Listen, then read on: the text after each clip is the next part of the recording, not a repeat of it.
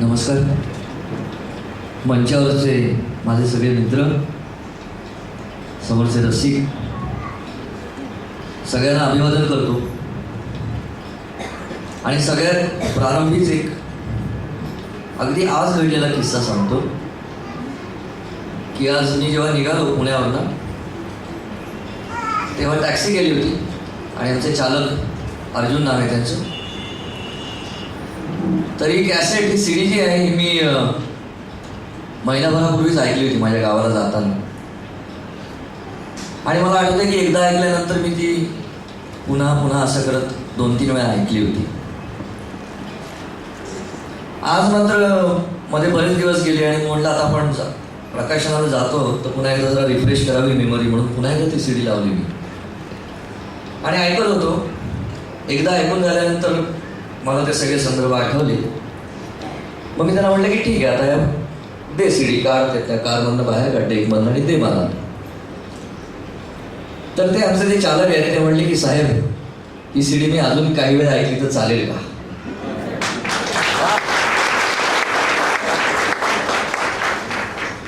आणि माझं डोकं पकवलंय यार त्यांनी. इथे येईस तो ऐकत होता सीडी. जवळजवळ 5-6 वेळा त्यांनी वही ती सीडी ऐकली असेल. तर मला वाटतं अजून या सीडीविषयी जास्त काही बोलण्यासारखं काही नाही असं मला वाटतं. की सीडी जर बाकी सगळं ऑल सेड अँड डन त्याचं काय मूल्यमापन व्हायचं असेल ते होऊ दे, पण त्याची सगळ्यात महत्त्वाची अट मला कायम बेसिक वाटते की ती ऐकाविषयी वाटली पाहिजे. ती सगळ्यात बेसिक असते. मग त्याच्यामध्ये काय कंटेंट आहे, तो साहित्यिकदृष्ट्या किती मोलाचा आहे वगैरे वगैरे, ती त्या त्या खात्यातल्या लोकांची कामं आहेत. पण मुळात ती ऐकली जायला पाहिजे असं मला वाटतं. तर या पातळीवरती मला असं वाटतं की आमच्या चालकांना ती ऐकावीशी वाटतंय. इतके सुंदर त्यातले शब्द आणि त्याला अनुरूप चाली आहे असं मला वाटतं. त्यामुळे हा जेव्हा संयोग होतो त्यावेळेला असं घडून येतं की ते पुन्हा पुन्हा ऐकावं असं वाटतं, लक्षात ठेवावं असं वाटतं. मला काय वाटतं कुठलीही कविता, कुठलंही गाणं ज्यावेळेला काहीतरी सांगतं तुम्हाला ना, जसं मी आता बोलतोय तसं काहीतरी बोललं जातं ना त्या ह्याच्यातनं, तेव्हा आपण म्हणतो की क्या बात आहे. फुलं म्हणतात दात का देतात, क्या बात आहे अशी. तर ती बात आहे काहीतरी, ती बात कोणीतरी सांगतं, कोणाला तरी सांगावीशी वाटते, तेव्हा त्याची कविता होते, तेव्हा तिचं गाणं होतं. तर त्यामुळे सगळ्यात पहिल्यांदा अभिनंदन करतो मी तुझं की मला प्रकाशनाला बोलावल्यानंतर मी चांगलं बोलणारच आहे.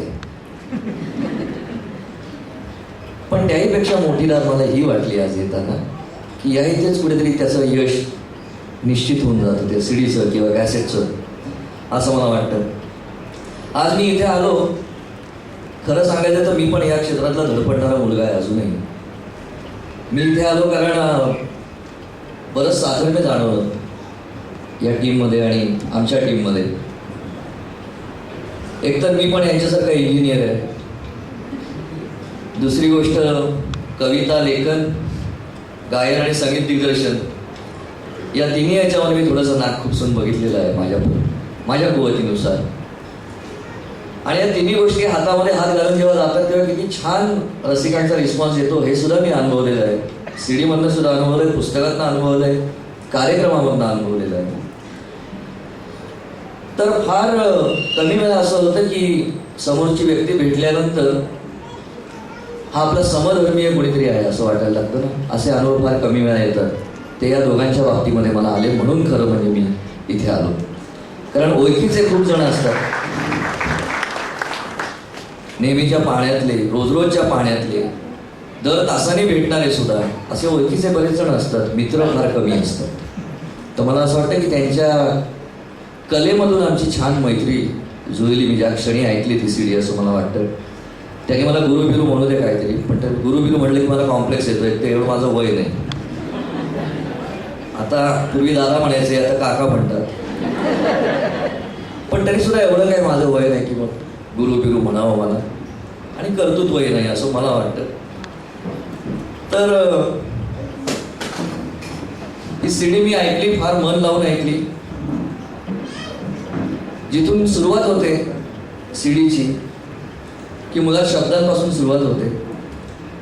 उलटी प्रोसेस असते की आधी चाल होते त्याच्यावरती गाणं होतं असंही होतं, पण ते फार कमी वेळा. मुळात मला असं वाटतं की 100पैकी 90 गाणी शब्दांपासून सुरुवात होते. तर मी आधी शब्दांपासून बोलतो. अभिजित, मला तुझं खरंच मनापासून अभिनंदन करावं असं वाटतं. कारण पहिलं गाणं जेव्हा चालू झालं की क्षणाक्षणाने आता मला हे छलू लागले हलवेपण, क्षणाक्षणाने आता मला हे छलू लागले हलवेपण, प्राजक्ताच्या फुलांपरी ओघलू लागले हलवेपण. तिथेच मी म्हणलं वा, हे ऐकायला पाहिजे. नाही तर काय होतं खरं सांगतो तुम्हाला, आधी या ओळी पूर्ण करतो, कविता ब्रेक करून चालणार नाही. की क्षणाक्षणाने आता मला हे छलू लागले हलवेपण, प्राजक्ताच्या फुलांपरी ओघलू लागले हलवेपण, आनंदाला आणि दुःखाला सुगंध कुठूनही आला. किती सुंदर होय बघा, की आनंदाला आणि दुःखाला सुगंध कुठूनही आला, जोडत नाते अश्रूंशी दरवलू लागले हलवेपण, क्षणाक्षणाने आता मला हे छलू लागले हलवेपण. अशा त्या ओळी होत्या. आणि न सांगता टाळ्या वाजले की जिंकलं. लक्षात, टाळ्या आणि दात कधी मागू नये. तर सांगायचा मुद्दा असा होता की अनेक कॅसेट आणि अनेक पुस्तकं कार्यक्रमांमध्ये गावोगावी कार्यक्रम होतात आणि प्रत्येक गावाला प्रत्येक कार्यक्रमाला खूप कवी भेटतात, खूप संगीतकार भेटतात आणि येऊन भेटतात. कारण त्यांनी कार्यक्रम बघितलेला असतो, कार्यक्रमांची गर्दी बघितलेली असते, कौतुक बघितलेलं असतं, सगळं बघितलेलं असतं. त्यामुळे येतात आणि म्हणतात की आम्ही पण संगीतकार आहोत, आम्ही पण कवी आहोत, आम्हालाही करायचं आहे. फक्त या सगळ्यामध्ये मला अभाव जो जाणवतो की मला कधी कधी तर कंटाळा येतो की त्या सगळ्यांचा इंटरेस्ट अशामध्ये असतो की त्या सीडीच्या कव्हरवरती एक स्वतःचा असा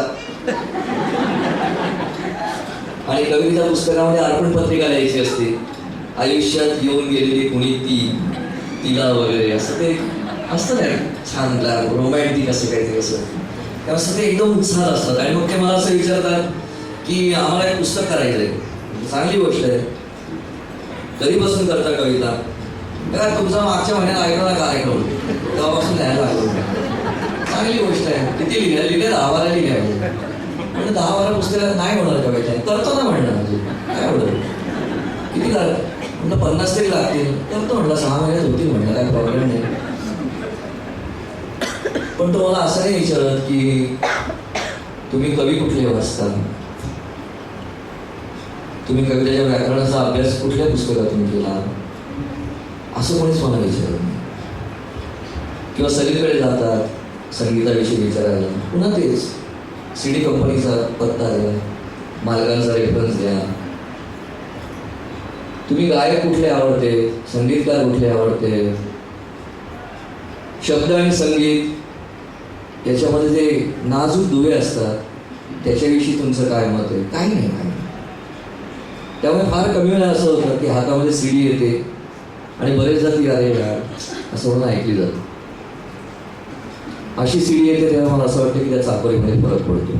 आणि म्हणून मी या पहिल्या वळी वाचून दाखवल्या की ही पहिल्या वळी जेव्हा मी वाचल्या तेव्हा म्हटलं की नाही, मला ही सीडी सगळी ऐकली पाहिजे.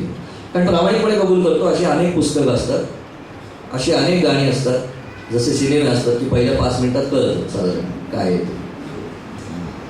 तर त्यामुळे अशा सिरीज पुस्तकं भेटतात. पण ही सीडी मला प्रकर्षाने भेटली, वेगळी वाटली आणि म्हणून मी इथे आलो. खरं सांगायचं तर, अगदी खरं सांगायचं तर, कुठेतरी मला असं वाटलं की माझ्या जातकुळीचं, माझ्या कवितेमध्ये असं होतं की माझ्या जातीचे भेटारे कोणीसे, माझ्या भाषेत बोलारे कोणीसे, अशा 2 ओळी होत्या माझ्या.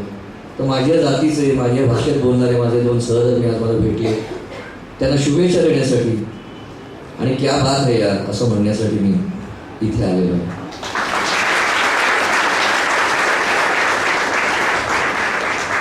सीडीविषयी अभिप्राय पण बोलावं असं खरं तर काही नाही आहे, कारण तशा मी कुठल्याच दृष्टीने समीक्षक नाही आहे. पण मला काही गाण्यांविषयी जी मला आवडली की बरेच काही नावाचं एक याच्यामध्ये गीत आहे, गेली जिंदगी नावाचं एक गीत आहे, पाऊस नावाचं गीत आहे. पाऊसच्या बाबतीत मात्र तुला एक गंमत आपला जस्ट आठवलीवरून सांगतो. त्याच्यामध्ये पाऊस पाऊस पाऊस पाऊस पाऊस पाऊस पाऊस असा एक कोरस आहे. तर जसं वाल्मिकीला सांगितलं, वाल्या कोल्याला सांगितलं होतं त्या ऋषीने की तू मरा मरा मरा मरा मरा म्हणी त्याचं राम राम राम राम होईल. तसं त्या पाऊस पाऊस पाऊस उस्पा उस्पा उस्पा उस्पा होत जातो पुढे पुढे. मला थोडी गंमत वाटली जाता की पाऊस पडला ना पडला तेवढ्याच उस्पायची वेळ आली. अशा काही गोष्टी असतात आणि मला असं वाटतं की त्या करायच्या वाटलं ते कराव्यात. कारण देवांचा अर्धा तुटलेला दात सुद्धा सुंदर दिसतो. तो पूर्ण असतो तर चांगला दिसत नसतं तेवढं. तर जे करावं असं वाटतं ते जरूर करावं. काही प्रयोग ते चौकटी भेदून पलीकडे जातात. जसं मला वाटतं की गेली जिंदगी या गाण्याचं जे संगीत आहे त्याच्यामध्ये तुम्ही सगळ्यांना ऐकालच. तुम्ही सगळ्यांना आवर्जून ही सीडी घ्या, मला खात्री आहे. विकत घ्या त्याहून खात्री आहे. त्यावेळेला तुम्हाला आवर्जून ऐका या सगळ्या गोष्टी आणि शब्द ऐका. आणि जसं ते म्हणले की खरोखर याची एक चाल देण्याची स्वतःची एक पद्धत आहे किंवा गाण्याची सुद्धा स्वतःची एक पद्धत आहे. तर मला असं वाटतं की हे जे स्वतःमधलं स्वतःपण जे आहे जे तुम्ही टिकून ठेवण्याचा प्रयत्न केला आहे हे मला वाटतं फार महत्त्वाचं आहे. आणि कुठल्या संदर्भात महत्त्वाचं आहे की आता ही सीडी झाल्यानंतर छान रिस्पॉन्स मिळेल तुम्हाला, मला खात्री आहे. याच्यानंतरची पुढची सीडी तयार करा. आणि मग काय होतं कधी कधी ना लक्ष्मी सरस्वतीला खुन्नस द्यायला लागते किंवा सरस्वती जी आपण ओरिजिनल आपली गाभाऱ्यामध्ये बसवलेली असते तिला कुठेतरी लक्ष्मी पुन्हा करायला लागते. आणि मग आपल्याला जे करायचं असतं ते न करता आपण वेगळंच काहीतरी करायला लागतो. तर मला या वळणावरती पहिल्यांदाच तुला हे सांगावं असं वाटतं की जे मी करायचा प्रयत्न केला अजूनही करतो की हे हळवे पण जे आहे हे कविता करताना जरूर असावं, कुठली कलाकृती निर्मिती करताना जरूर असावं. पण त्यानंतर जेव्हा त्रयस्थून आपण त्याच्याकडे बघतो त्यावेळेला हे हळवे पण मात्र उपयोगाचं नाही. तर मला असं आठवतं की अनेकदा माझ्या कविता या जेव्हा मला आवडायच्या नाही मी माझ्या हाताने फाडून टाकलेल्या होत्या. तर हा क्रूरपणा कुठेतरी कलाकारामध्ये असला पाहिजे. कलाकार कोमल असतो, हलवा असतो, सगळं मान्य आहे. पण स्वतःच्या बाबतीमध्ये तेवढा क्रूरपणा ठेवायलाच पाहिजे असं मला वाटतं. आणि ते तुम्ही दोघं नक्की करा. कारण मला पहिल्याच अल्बममध्ये असं वाटतं की या लोकांना काही मिळवायचं नाही आहे, द्यायचं आहे म्हणून त्यांनी हे केलं. त्यांना मिळवायचं म्हणून त्यांनी केलेलं नाही, त्यांना द्यायचं आहे म्हणून त्यांनी केलेलं आहे. हा फरक असतो कुठल्याही याच्यामध्ये. तर त्यांना हे द्यायचं आणि ते त्यांचं जे आहे त्यांचं जे म्हणणं आहे ते त्यांना सांगायचं आहे म्हणून त्यांनी कुठेही कशाची कॉपी करण्याचा प्रयत्न केलेला नाही. मी शब्दांच्या बाबतीत सुद्धा सांगतो, सुराच्या बाबतीमध्ये सुद्धा सांगतो की शब्दांच्या बाबतीत सुद्धा इतकं सुंदर मीटर मी खूप दिवसांनी वाचलं की इतकं शुद्ध मीटरमध्ये लिहिलेली कविता. बहुतेक सगळ्या कविता या गझलच्या आकृतीबंधातल्या कविता आहेत. आणि इतकी छान गझलची सगळी वृत्ती सांभाळून लिहिलेली कविता मी खूप दिवसांनी वाचली. त्याच्याबद्दल मी अभिनंदन करतो याचं.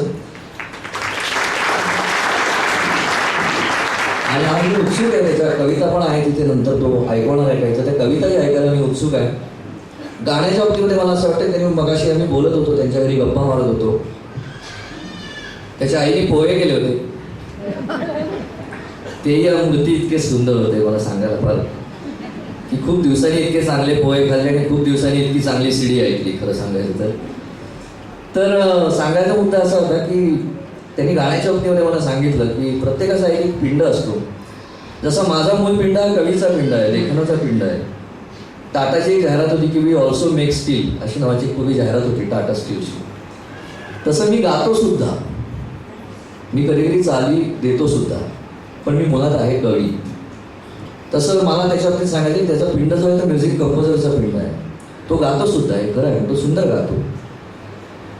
पण मला एक सूचना मात्र करावीशी वाटली की यातल्या गाण्यांची प्रवृत्ती ओळखून ज्यावेळेला तू सीडी आता पुन्हा करशील त्यावेळेला बघ की त्या गाण्याची जी तब्येत आहे, त्या गाण्याची प्रकृती आहे, त्यानुसार जर का गायक किंवा गायिका निवडली तर त्या गाण्याला अजून उठावी. तुझा म्हणून स्वतःचा एक खास आवाज आहे, तुझं म्हणून स्वतःचा एक खास मूड आहे. त्या मूडला तुझ्याशिवाय कोणी नाही गाऊ शकणार. म्हणजे तू जगातला कुठलाही भारी गायक आहे पण तू जसा गाशील तसं तो नाही गाऊ शकणार. तुझ्याहून चांगला गाईल, तुझ्याहून वाईट गाईल, पण तुझ्यासारखा नाही गाणार. तर त्यामुळे मला असं वाटतं की त्या प्रकृती धर्माला अनुसरून गायक किंवा गायिका पुढच्या निवड. त्या प्रथित यश असल्याच पाहिजेत असंही मुळीच नाही. आहेत ते त्यांच्या गुणावरतीच प्रथित यश झालेले आहेत, त्यामुळे ते निसंशय चांगलेच आहेत ते सगळे. पण ते कधी परवडतात, कधी परवडत नाही. आपलं सगळ्यांना माहिती आहे की मराठी कॅसेटची, मराठी म्युझिकची सध्याची अवस्था काय काही अपवाद सोडले तर त्यामुळे मला असं वाटतं की जसे तुम्ही छान मस्तीमध्ये काम करतात तसं मस्तीमध्ये गायला ज्यांना आवडतं असे कुठलेही नामवंत असू देत नसू देत त्यांना घ्या आणि पुढची सीडी जरूर करा. त्याच्यामध्ये त्या गायकांचा सुद्धा समावेश करा. असं आपलं जाता आता माझ्या माईक हातामध्ये दिलाच आहे म्हणून आपल्याला सूचना देतोय. तर आता जास्त वेळ घेत नाही कारण मुळात असं आहे की प्रत्येकाने अनुभवाची गोष्ट आहे. मी ते किती वेळ उभं राहून साखर कशी गोड असते सांगितलेली काही कोणाला कळेल असं नाही. की शेवटी प्रत्येकाने एक एक चमचा खाऊन बघायला लागेल त्याला कळेल की साखर कशी असते. तर त्यामुळे मी आता जास्त वेळ घेत नाही कारण मुळात मला उत्सुकता आहे की आता ह्याच्यानंतर जे सादर होणार आहे ते जे आपल्यासमोर सादर करणार आहे त्याची मला खूप उत्सुकता आहे. त्यामुळे आता जास्त वेळ घेत नाही, आशा वगैरे व्यक्त करत नाही, खात्री व्यक्त करतो की तुझी सीडी निश्चित लोकांना आवडेल आणि एवढी आवडेल जसं माझे दिवस असे इतक्या बाबतीत झालं होतं. मी मगाशी सांगितलं की मराठी सीडीच्या बाबतीमध्ये पेपरमध्ये जाहिरात दिली, टी व्हीवर जाहिरात दिली असं जमत नाही कारण बजेटचा प्रॉब्लेम असतो. पण माउथ पब्लिसिटी ही रसिकांची जबाबदारी असं मला वाटतं. जर का आवडली असेल सीडीज असं नाही, पुस्तक असू दे, नाटक असू दे, सिनेमा असू दे मराठी, तरी प्रत्येक रसिकाची जबाबदारी आहे की त्यांनी ती अजून 10 जणांपर्यंत पोहोचवली पाहिजे. माझ्या कॅसेटच्या बाबतीत सुदैवाने असं झालं होतं की मी असं ऐकलं होतं की संक्रांतीला जे वाण वगैरे देतात नाही, मी पण असंच हसलो होतो सुरुवातीला. पण मला दोघी तिघींनी सांगितलं असं की त्यांनी 100 कॅसेट विकत घेतले होते त्यावेळेला आणि बायकांना वाटले होते ते संक्रांतीचे. तर तुम्ही असं करा असं मला सांगायचं होतं या निमित्ताने की लग्न समारंभाला जाताना दरवेळेला ती फुलंच द्यायची अशी काही गरज नसते कारण त्याचा तसाही काही उपयोग नसतो. ती दुसऱ्या दिवशी त्याचं निर्माल्य होऊन जात असतं. त्याच्याऐवजी चांगलं पुस्तक आणि असे चांगले प्रयत्न जे आपल्यासमोर येतात ते जर का आपण केले की समजा लग्न समारंभाला जाताना अशी सीडी अशी पुस्तकं घेऊन गेलो तर मला असं वाटतं की नक्कीच यासारख्या कलाकारांना त्याचा हातभार, त्याचा पाठिंबा, त्याचं प्रोत्साहन आणि ती आपली जबाबदारी आहे असं मला वाटतं. तर तुम्ही ते नक्की करा कारण डोंबिवलीमधला रसिक वर्ग मला नक्की माहिती आहे. माझे प्रयोग खूपदा होतात इथे. त्यामुळे पुणे, ठाणे आणि डोंबिवली असं म्हटलं की मी खुश असतो काय कारण इथे खूप छान दाद मिळते. छान दाद देण्याची प्रथा आहे इथे पहिल्यापासून. ही सीडीसुद्धा त्याला अपवाद ठरणार नाही अशी मी खात्री व्यक्त करतो. पुन्हा एकदा सगळ्यांचं अभिनंदन करतो मनापासून. पुढच्या सीडीसाठी ऑलरेडी शुभेच्छा देतो. तेव्हाही मला बोलावशील, विसरणार नाहीस अशी आशा व्यक्त करतो आणि मला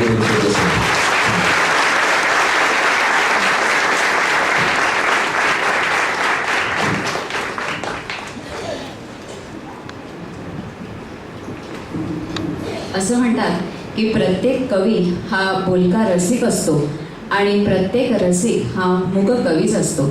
मंडळी, अतिशय रसिकमान्य आणि प्रथितयश कवी असूनही अतिशय रसिकतेने संदीपजींनी या ठिकाणी आपला अभिप्राय पण मनोगत व्यक्त केलंय आणि त्याच्यात जाता जाता सुधांशू आणि अभिजित खूप छान त्यांनी मार्गदर्शनही केलंय. एस्पेशली सरस्वती आणि लक्ष्मी याचा जो त्यांनी गोष्ट सांगितली किस्सा तो खरंच आपण सगळ्यांनी लक्षात ठेवण्यासारखा आहे. आणि त्यांनी आत्ताच सांगितलंय की लवकरच दुसरी सीडी तुमची येणार आहे, तेव्हा आपण आत्ताच सगळ्यांना आमंत्रण देऊया आणि संदीपजींनाही आत्ताच निमंत्रण देऊया. संदीपजी मनपूर्वक आभार धन्यवाद. यानंतर मी संदीपजींना विनंती करते की त्यांनी आपल्या शुभ हस्ते हळवेपण या संगीतकार गायक सुधांशू जोशी आणि कवी अभिजित दाते यांच्या पहिल्या वहिल्या काव्या क्रिएशन्स प्रस्तुत हळवेपण या पहिल्या अल्बमचं प्रकाशन त्यांनी करायचं आहे. या ठिकाणी मला अतिशय आनंद होतोय सांगायला की अल्बमचं प्रकाशन झाल्यानंतर ऑनलाईन सुद्धा या ठिकाणी आपण प्रकाशन करणार आहोत. योगेश पितळे इथे असतील तर त्यांनी नंतर यायचं आहे पुढे. मी विनंती करते केतकी आजच्या आपल्या प्रकाशन सोहळ्याचे प्रमुख पाहुणे माननीय श्री संदीप खरे यांना विनंती करते की त्यांनी आपल्या शुभ हस्ते हळवेपण काव्या क्रिएशन्स प्रस्तुत हळवेपण या पहिल्या अल्बमचं प्रकाशन करणार आहे. संगीतकार गायक सुधांशू जोशी, कवी अभिजित दाते यांचा हा पहिला प्रयत्न काव्या क्रिएशन्स प्रस्तुत हळवेपण. उद्याची नाही विनंती करते या अल्बमचं त्यांनी प्रकाशन करावं.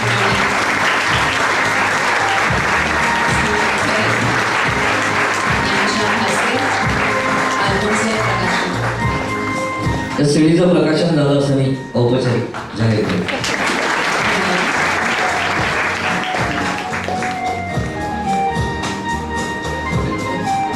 यानंतर ऑनलाईन सुद्धा प्रकाशन होणार आहे.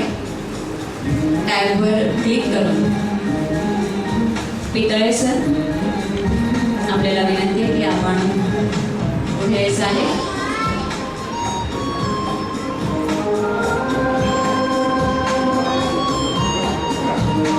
योगेश पितळे, मानविंदू मार्केटिंग एजन्सीचे योगेश पितळे या ठिकाणी लॅपटॉप घेऊन आलेले आहे. क्लिक करून या ठिकाणी ऑनलाईन होणार आहे.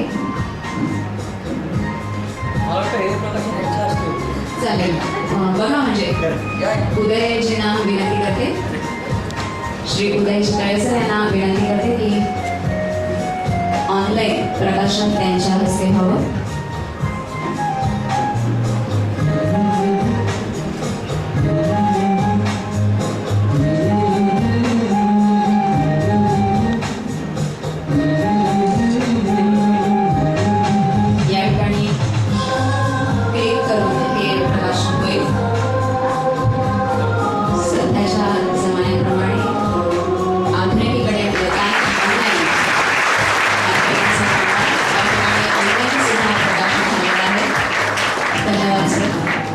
पण यानिमित्त सुधांशू आणि अभिजितला हार्दिक शुभेच्छा.